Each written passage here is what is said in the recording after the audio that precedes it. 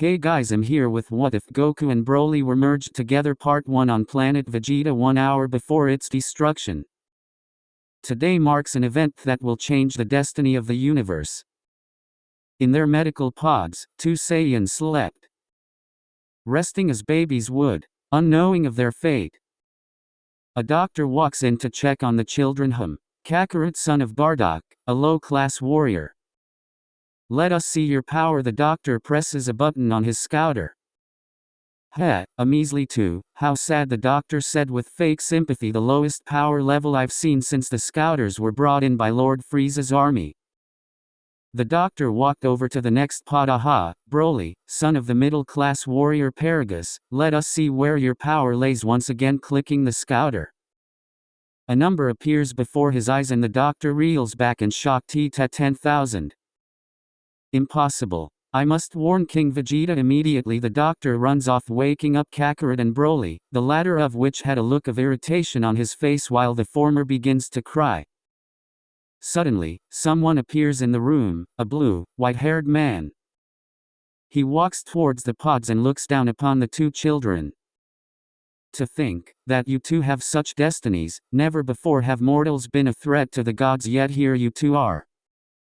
What do I do with you? The self-proclaimed god Whis looked upon the two children with a neutral expression. Perhaps this is a good thing, but you two separately live out your lives, one hating the other while the latter is clueless of his own heritage. He walks closer and peers down on Kakarot.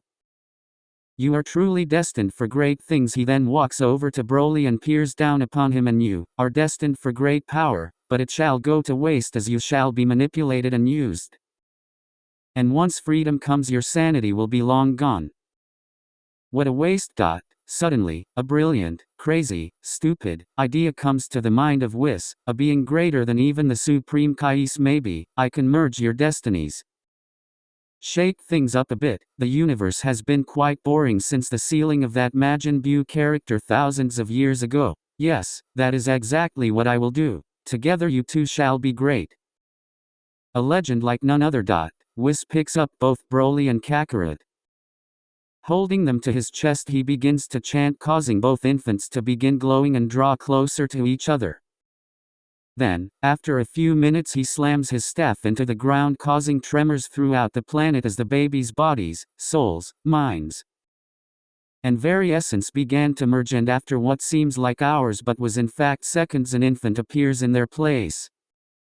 Kakarot was born, a child who would one day grow up to challenge the so-called gods themselves. Whis, having finished the fusion, walked to the space pod docks. Placing baby Kakarot in an elite pod, he set the destination to Earth, the planet baby Kakarot would have been sent to if it were not for his interference. Goodbye Kakarot, I will see you soon. Become strong and we shall see if a mortal can indeed surpass the gods. Kakarot looked up at Whis with innocent eyes that narrowed upon his face, as if to say, you will see. 6 months later. In a floating island, high above the earth, stood Kami, the guardian of Earth. Minutes earlier, he had sensed a fearsome yet innocent power heading in the direction of the Earth. A power so great, he couldn't imagine. Suddenly, far in the distance, a machine pierced the Earth's atmosphere. Kami, fearing for the planet's safety, decided to see who this fearsome being was and to see if he could stop it, or at the least seal it before it could harm the Earth. Flying off of the lookout, Kami went straight for the crater where a metallic object laid. Cautiously approaching it, he thought, whoa. What is this power? How can anyone be this strong? This power is enormous. Whoever this is, I must protect the planet from him even if I have to sacrifice my life.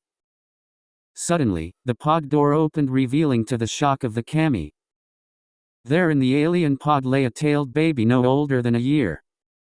Spiky bluish-black hair, a chubby tummy, a round face, beautiful bluish-brown eyes, and power like no other seen before. In the pod as well was a small box. Kami stood there, staring at the baby, the shock not quite gone yet. How can any mere child contain so much power? This This is impossible. Kami slowly approached the child, determined to kill the child before it could become a threat. When Kami came within 3 feet of the child, he stopped, raising his hand shakily from what he was about to do. Powering all his power into his palm, creating a deep green light that slowly expanded, he thought, I must do this. I am sorry, child, but you are a threat to this planet and its people. Seconds before he was to release the blast, one that he did not know would be completely ineffective, the child fully awoke, looking straight into the eyes of the green Namekian. The child began to cry, feeling hunger and thirst and not understanding where he was or what was going on. The crying touched a place in Kami's heart he did not know existed. The desire for a child, a legacy, to take over his place as guardian and protector. The idea slowly became more appealing, and Kami lowered his hand. I will raise this child as my own and instill goodness in his heart. He will grow to be this planet's protector, not destroyer. One like no other before, Kami approached the child and picked him up, staring into his eyes as the child's tail swung around in what was akin to curiosity. The child suddenly smiled and laughed as Kami held him close and began to fly back to the lookout. Now what do I call you? Seeing the naive and empty look the child had on his face, Kami thought, like a void and nothingness, so careless and ignorant. Like all babies, or perhaps Goku. The child laughed and cheered at the name, causing Kami to smile. Goku it is then. On that day, the destiny of the child was chosen. He would be the protector of the innocent, of all those who cry out for peace in the darkness of oppression. He will be the light in the dark, the protector of all who cannot protect themselves. He will be the legendary Super Saiyan. 12 years later, Kami's lookout. 12 long years have gone by since that fateful day. Brockhardt had trained hard since that day.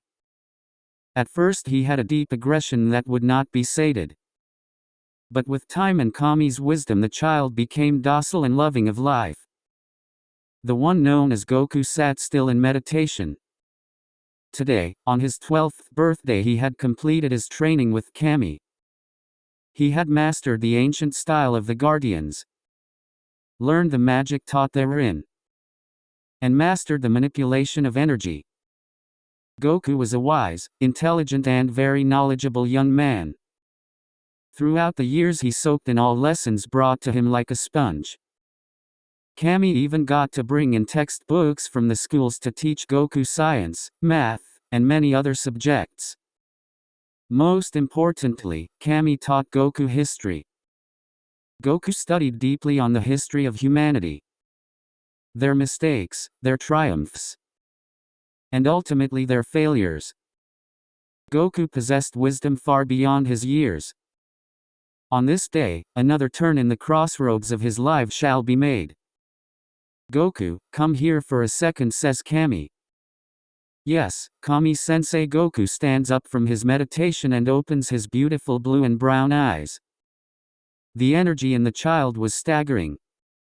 It was felt by all the masters of martial arts the day he arrived on Earth. But Goku had long learned to suppress his power to undetectable levels. Goku walked slowly and firmly to his master and surrogate father. He saw Kami as his savior. He taught Goku the important lessons of life and saved him from a life of savagery and barbarism. As Goku stood before Kami, Kami looked at him with appraising eyes. He has grown into a fine young man, thought Kami. But he must learn to experience life, to make friends, to adventure and explore, to learn to love this earth like I have.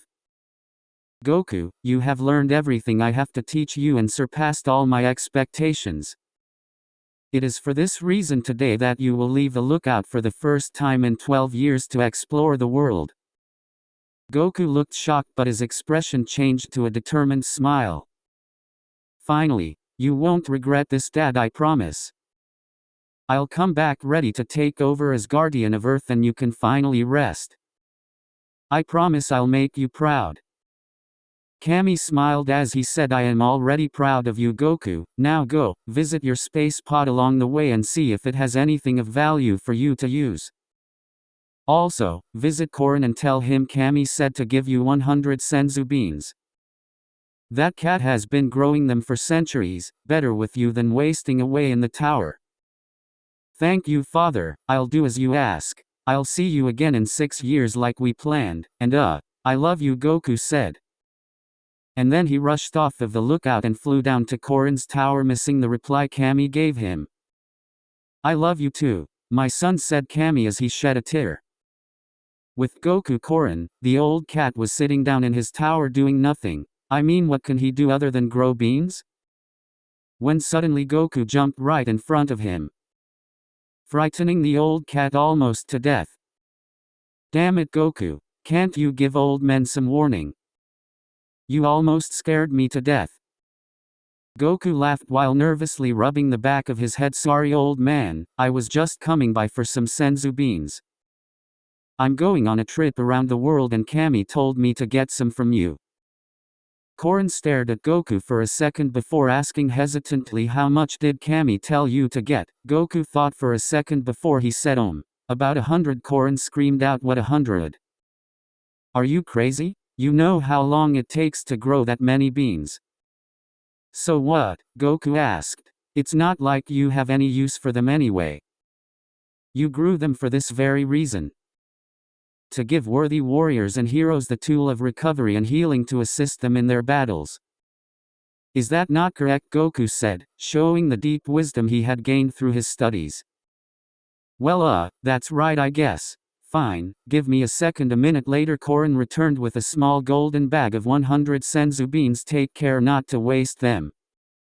I don't want you coming by asking for more for another century, you hear, said Korin. Yeah, whatever ya, old cat, I got to go. Thanks for the senzu, Sia, said Goku before he jumped off to the tower and flew off into the unknown. Over Mount Paozu, 500 miles from Kami's lookout.